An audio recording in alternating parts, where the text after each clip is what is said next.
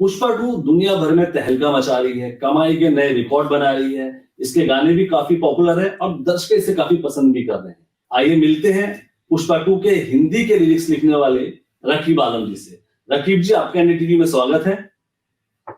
बहुत बहुत शुक्रिया सर। रकीब जी, ये बताइए कि कैसा रहा पुष्पा 2 को करते हुए एक्सपीरियंस आपका? बहुत अच्छा रहा, चूंकि मैंने पहले पुष्पा 1 के भी सारे गाने मैंने लिखे थे, जिसमें श्रीवल्ली था और सामी सामी और जागो जागो बकरे, जितने 5 गाने थे वो मैंने लिखे थे जी। तो उसी को कंटिन्यू करते हुए हम लोगों ने देवी ने जो डीएसपी हैं, जो म्यूजिक डायरेक्टर हैं जी, जी, जी। उन्होंने मुझे पुष्पा 2 के लिए भी उन्होंने ऑफर दिया जी। और इस तरह से ये सफर शुरू हुआ पुष्पा 2 का। जी, जब ये गाने लिख रहे थे कि आप क्या रहता जब आप एक डब्ड गाना आपको हिंदी में लाना होता है, तो क्या बात जहन में रहती है सबसे पहले आप? सबसे पहले तो मुझे फॉलो करना पड़ता है ट्रांसलेशन, जो बहुत जरूरी होता है। जी। और इस बार के जो लिरिक्स लिखे गए हैं, तो इसमें हमें ये स्ट्रिक्टली कहा गया था कि इस बार जो है वो रकीब आलम लिरिक्स राइटर नहीं चाहिए। ओके। हाँ, तो इसमें इस बार आपको ऐसा लिखना है कि जैसे कि पुष्पा ने खुद अपने लिरिक्स खुद लिखे हो और श्रीवल्ली ने खुद अपने लिरिक्स खुद लिखे हो। तो इसमें रकीब आलम का छाप इस पर नजर नहीं आना चाहिए। तो एकदम लोकल जो होते हैं ना, लोकल लैंग्वेज इस्तेमाल करना चाहिए जी। तो और दूसरी बात ठीक है, मुझे कहा गया कि लाइन बाय लाइन आपको ट्रांसलेशन को फॉलो करना है। ओके, तो ये बहुत ही चैलेंजिंग हो जाता है। हाँ जी। तो पूरा ट्रांसलेशन ही फॉलो करना पड़ा मुझे जी। तो इस बार के लिरिक्स थोड़ा से मतलब पहले के मुकाबले में थोड़ा सा डिफरेंट है। जी। अल्लू अर्जुन वैसे भी मिले, आप शूटिंग के दौरान टीम से मिले होंगे, तो किस तरह का अनुभव रहा उनके साथ? अल्लू सर से हमारी मुलाकात अभी तक नहीं हो पाई है, क्योंकि मेरा काम स्टूडियो में होता है, यहाँ रिकॉर्डिंग होती है। जी। और रिकॉर्डिंग पुष्पा 1 के या पुष्पा 2 के दोनों की रिकॉर्डिंग चेन्नई में हुई है। अल्लू साहब रहते हैं हैदराबाद में। जी। तो मेरा राब्ता रहता है डीएसपी साहब से। ओके, ठीक है। तो हाँ, तो मैं वहां जाता हूँ और फिर वहाँ स्टूडियो में उनके साथ बैठ के, तो अभी तक ऐसा मौका नहीं मिला है अल्लू सर से मिलने का। देखिए आइंदा हालों में अगर मिलने को। तो जब अभी आप साउथ के मतलब कंगुआ के गाने भी आप ही ने लिखे, हिंदी वाले, और भी कई फिल्में आई जिनके गाने आप लिख रहे हैं, क्या वजह है कि साउथ में आपकी इतनी डिमांड है और बॉलीवुड में आप कुछ भी नहीं लिख रहे हैं? हमें अभी ये पुष्पा 2 हिट होने के बाद मैं देख रहा हूँ सोशल मीडिया में, ये बहुत से लोग बॉलीवुड को उल्टा सीधा कह रहे हैं कि बॉलीवुड में लोग नहीं है, अच्छी फिल्म नहीं बना रहा है। ऐसी बात नहीं है। जी। अभी ये पुष्पा हिट होने में 3 लोग ऐसे हैं जो बॉलीवुड से ही है। इसमें एक मैं हूँ जी, जो बॉलीवुड से हिंदी राइटर हूँ मैं। जी। दूसरा जो है सुरेश तलपड़े जी है, जो बहुत बड़े पिलर हैं हिंदी को इतना कामयाब बनाने के लिए। जी। और एक है जावेद अली साहब, जिन्होंने श्रीवल्ली भी गाया था, इस बार पीलिंग सॉन्ग गाया। जी। तो हम लोग तो बॉलीवुड से ही हैं, लेकिन मौका हमको किसने दिया? साउथ वाले ने दिया। यहाँ मौका ही नहीं है, तो यहाँ मौका ही नहीं मिलता है कुछ। वो फिर तो सोशल मीडिया पे सही कह रहे हैं लोग कि बॉलीवुड में टैलेंट की कदर नहीं है। हाँ, ये सही बात है। सही है ना? हाँ, अभी क्या बॉलीवुड में भी एक से एक राइटर हैं। अभी क्या बॉलीवुड में अच्छे स्क्रिप्ट की कमी है जी, लेकिन ऐसा नहीं कि राइटर नहीं है, उनको लिखने नहीं दिया जाता। उनको कहा दिया जाता है कि आप ऐसे ही लिखो, ये लिखो, और तो अभी उनको फ्रीडम दिया जाए, मौका दिया जाए, तो जरूर अच्छा करेंगे। आप सोचिए ना, पुष्पा 1 में आप अपने लिरिक्स से धूम मचा चुके थे आप हिंदी में लिख के, उसके बाद लगातार अपने आप को प्रूव ही करते हुए आ रहे हैं, और अभी कंगुआ के गाने भी पसंद किए गए काफी, और पुष्पा का तो ठीक है, जो पुष्पा 2 तो खैर ब्रांड है, किसी को कोई दिक्कत ही नहीं है। जी। इसके बावजूद भी बॉलीवुड का आपको नजरअंदाज करना कितना पेनफुल रहता है? रहता है कि देखिए मैं क्या बताऊं, इसके पहले भी मैंने जो इंटरव्यू किया था उसमें बोला था कि भाई अभी मैंने पुष्पा के सारे गाने, श्रीवल्ली इतनी इतनी बड़ी हिट है, बावजूद इसके लोग एक कॉल किसी की तरफ से नहीं आया, कम से कम एप्रिशिएशन का भी तो हो कि भाई आपने बहुत अच्छा लिखा, जी, भले जी, आप मुझे काम दो या ना दो, जी, लेकिन किसी के बॉलीवुड में किसी के तरफ से कोई कॉल नहीं आया, ना कोई अप्रिशिएशन, ना कोई क्या कहते हैं, हाँ, कोई दो शब्द ही इस कह तरह ले किसी चीज को लेके। हाँ हाँ देख जी जी जी जी। तो अब साउथ के डायरेक्टर बॉलीवुड में आ रहे हैं, बॉलीवुड की जी मजबूरी बन गई है उनके साथ काम करना, क्योंकि उनकी फिल्में हिट हो रही है। तो आपको लगता है कि ऐसे जी में वो आपको काम देंगे, अपने साथ काम करवाएंगे वो लोग? उम्मीद तो है। देखिए, अगर लगा कि अगर मैं उनके साथ कुछ अच्छा कर सकता हूँ, बेहतर परफॉर्म कर जी, सकता हूँ, तो इसमें जैसे अभी जवान बना जी, शाहरुख साहब का, तो जी, क्या कहते हैं, अपना अनिरुद्ध जी उनके म्यूजिक डायरेक्टर थे। जी, हालांकि मैं अनिरुद्ध जी के कम से कम 10 से 12 फिल्में की है, जी, सारे डबिंग वर्जन के। जी, उसमें आपका जेलर था, और उसमें दरबार था, जी, लियो है, विजय सर की कई कई फिल्में हैं, रजनी सर की सारी फिल्में जो उन्होंने जी, की, सारे मैंने लिखे, 10-12 फिल्में। तो अनिरुद्ध साहब के साथ मैंने कई फिल्में की। जी, जब जवान की बारी आई तो मैंने उनसे बोला, या उनके ऑफिस उनके जो मैनेजर है उनसे बोला, जी, कह रहे यार मैं इतनी फिल्में किया हूँ, तो जवान में मेरे कम से कम एक गाना, कम से कम मेरे तो हक बनता है। जी, तो उन्होंने बोला नहीं सर, वो जो है रेड चिली प्रोडक्शन वाले ही डिसाइड कर रहे हैं कि किसको लिखना है, किसको नहीं लिखना है। ओके। तो मैं चुप हो गया। तो मतलब ये चीजें हैं, पेनफुल तो है, अभी अब मतलब बॉलीवुड का इस तरह का करना पेनफुल है, मतलब बहुत। हाँ है ना। अभी मैं बॉम्बे में रहता हूँ, मैं चेन्नई में जी, जाके लिख के आता हूँ। अब फिर जी, मैं बॉम्बे में रहता हूँ और चेन्नई में जाके लिख के आता, फिर मैं बॉम्बे में समझ लीजिए कि मैं बेरोजगार हूँ बॉलीवुड में। जी, जी, जी। अब ये बताइए कि साउथ में इतना जलवा है आपका, मतलब वो साउथ के डायरेक्टर्स हिंदी के लिरिक्स आपके बिना कल्पना नहीं कर पाते हैं, ठीक है ना? तो कैसा प्यार मिलता है, कौन कौन से म्यूजिक डायरेक्टर है, पहला कनेक्शन कैसे बना आपका वहां पे साउथ में? पहला, चूंकि मैं पहले चेन्नई में ही था, जी, मैं कम कम से 20 साल मैंने गुजारे हैं चेन्नई में। जी, तो मुझे सबसे बड़ी बात है कि मुझे तमिल आती है, मैं बोल सकता हूँ तमिल। ओके, पढ़ना लिखना नहीं आता, पर मैं बोल सकता हूँ और समझ सकता हूँ, जी, क्योंकि मैं 20 साल वहां रहा। जी, तो तब मैं रहमान साहब से जुड़ा हुआ था, और रहमान साहब जी, के कई गाने मैंने लिखे, जैसे जी, आपका स्लम डॉग मिलियनेयर का रिंगा रिंगा, जी, जी, और रहमान साहब के ब्लू के टाइटल सॉन्ग, और कई गाने मैंने रहमान साहब के लिखे।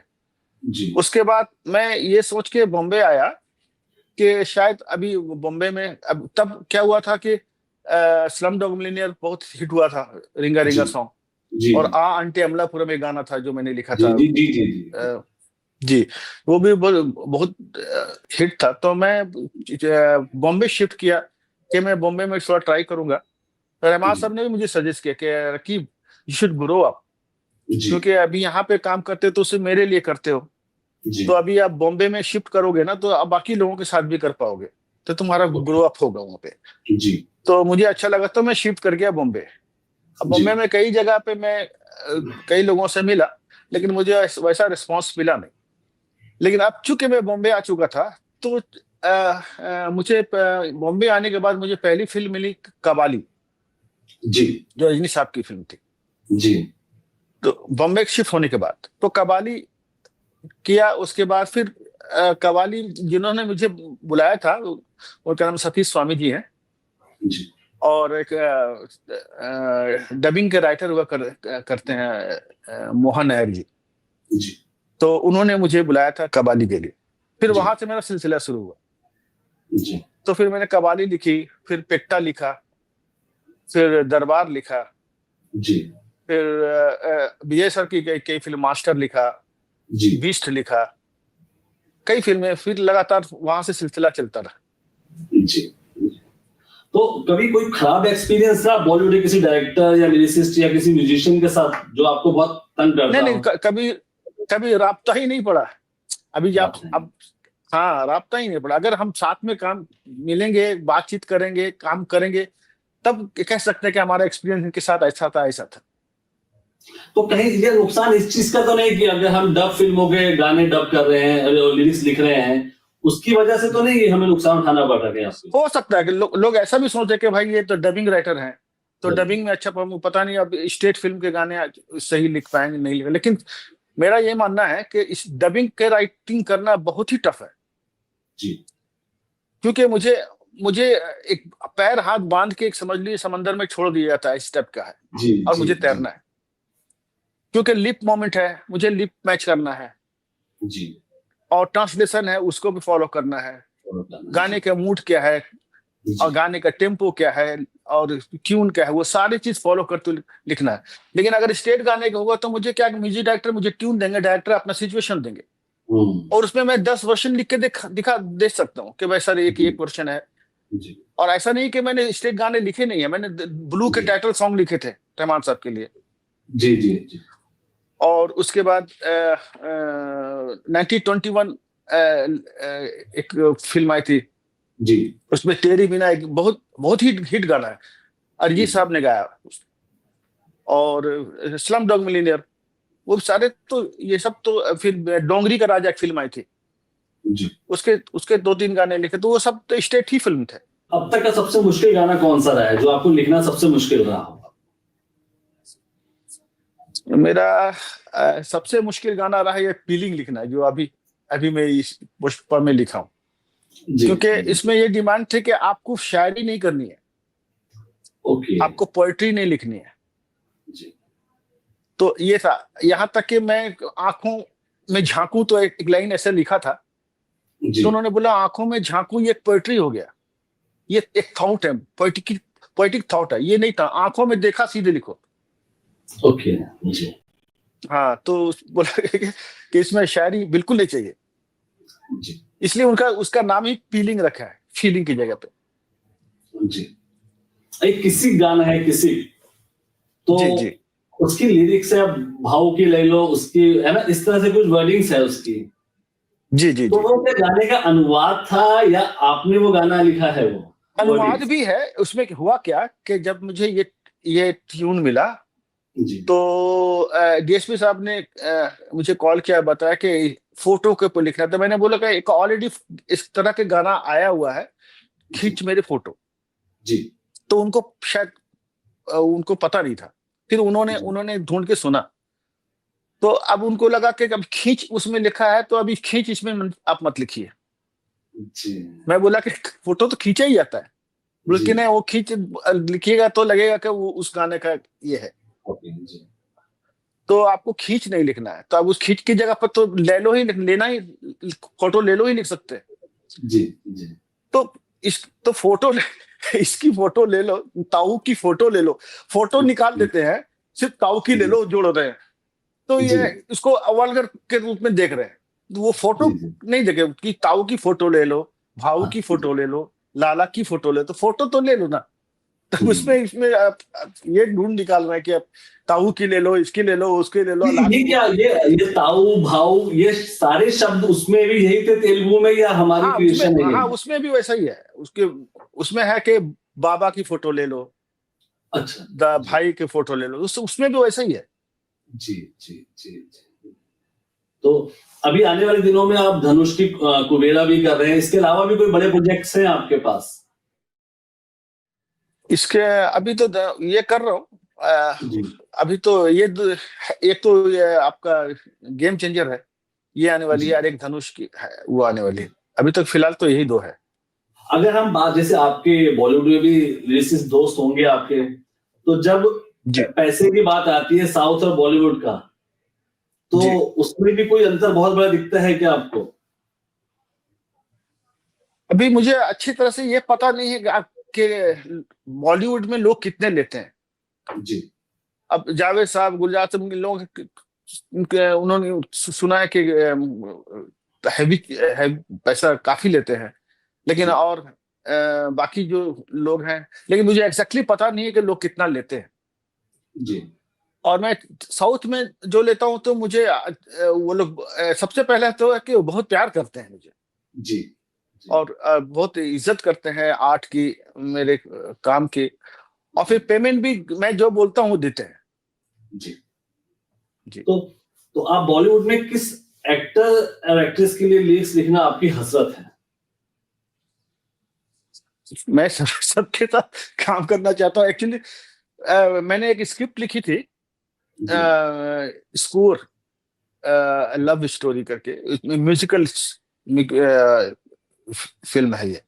जी, तो ये एक रिसर्च है, करीब करीब 1200-1500 साल पहले का म्यूजिक जी, है और आज के म्यूजिक। तो रोम और इंडिया का कोलैबोरेशन है, उसमें म्यूजिकल इंस्ट्रूमेंट, जो इंडिया के जो म्यूजिकल इंस्ट्रूमेंट्स हैं, जी, जो फोक इंस्ट्रूमेंट्स हैं, जो विलुप्त होते जा रहे हैं, जैसे कोई एक इंस्ट्रूमेंट है बानाम या तुला, इस तरह के लोग मतलब फोक इंस्ट्रूमेंट है, उसके बजाने वाले एक ही बचे हैं, क्योंकि वो लोग खुद ही बनाते हैं, खुद ही बजाते हैं, वो जी, इंस्ट्रूमेंट दुकान में कहीं मिलता नहीं। तो अभी एक इंस्ट्रूमेंट का बजाने वाला एक ही प्लेयर है और एक ही बनाने वाला वही है। ऐसे इंस्ट्रूमेंट्स जो धीरे धीरे मरते जा रहे हैं, ये कंप्यूटर की दुनिया में या इलेक्ट्रॉनिक्स इंस्ट्रूमेंट्स की दुनिया में, इसको जिंदा रखने के लिए मैंने एक स्क्रिप्ट लिखी थी। और वो स्क्रिप्ट को मैं कई लोगों से, अभी शाहरुख साहब के से पहुंचने की बहुत कोशिश की, लेकिन रास्ते में इतनी अड़चन है कि वहां तक पहुंच ही नहीं पा रहा। जी। ये भी बहुत बड़ा सब्जेक्ट है और बहुत ही वास्ट स्क्रिप्ट है। तो हम ये कह सकते हैं कि जो आउटसाइडर आदमी है, जिसके कॉन्टेक्ट्स नहीं है, जो सिर्फ काम जानता है, उसके लिए बॉलीवुड में कदम जमाना बहुत ही मुश्किल है। बहुत ही मुश्किल है। जी जी जी। है ना? वो रास्ते बंद कर रखे हैं। हाँ, बंद करके रखे सबके अपने अपने। ये है जो मतलब अपने दोस्त हैं जिनको लेके चलते हैं, बाकी आउटसाइडर को उसमें एंट्री नहीं करने देनी। आपने ये फील किया? नहीं करने देते। जी जी जी। है ना? एक आपका भी एक लंबा जर्नी हो गई है। आप ट्रांसलेशन फिल्मों का दौर है आज की डेट में, और पुष्पा 2 ने तो हिंदी वर्जन में सबसे ज्यादा कमाई की है आज की डेट में। जी जी जी जी। तो अभी आगे की क्या तैयारी है? अभी आपकी लिरिक्स के अलावा भी और क्या करने की तैयारी है आपकी? अभी आगे की तरह मैं और हमारे एक को राइटर है, हमारे दोस्त हैं फलक, कमरुद्दीन फलक साहब, जी, और एक है अरशद खान साहब। तो हम तीनों मिलके स्क्रिप्टिंग शुरू की है। तो इसमें एक स्क्रिप्ट हमने लिखी है पुरी जगन्नाथ साहब के लिए, जी, जी, जो कि वो अभी हिंदी में करने वाले हैं। उन्होंने अभी लाइगर किया था हिंदी में, जी, जी, जी, और उनकी एक फिल्म अभी आई थी डबल स्मार्ट, जी, तो उसके गाने भी मैंने लिखे थे। तो उन्होंने मुझे उनकी स्टोरी तो उनकी है, स्क्रीन प्ले और डायलॉग जो है हम लोगों ने लिखे हैं, हम लोग तीन मिलके। तो ये एक नई शुरुआत है स्क्रिप्टिंग की, जो मैंने पुरी जगन्नाथ साहब के लिए लिखे है। और एक जो मैंने अभी जो म्यूजिकल स्क्रिप्ट की बात, स्कोर की बात की, अभी भी स्ट्रगल में हूँ कि शायद मैं पहुंच सकूं सही जगह पे। तो देखिए। रकीब जी, एनडीटीवी से बात करने के लिए आपका ढेर सारा शुक्रिया। आपके आने वाले प्रोजेक्ट्स के लिए ढेर सारी शुभकामनाएं। Thank you.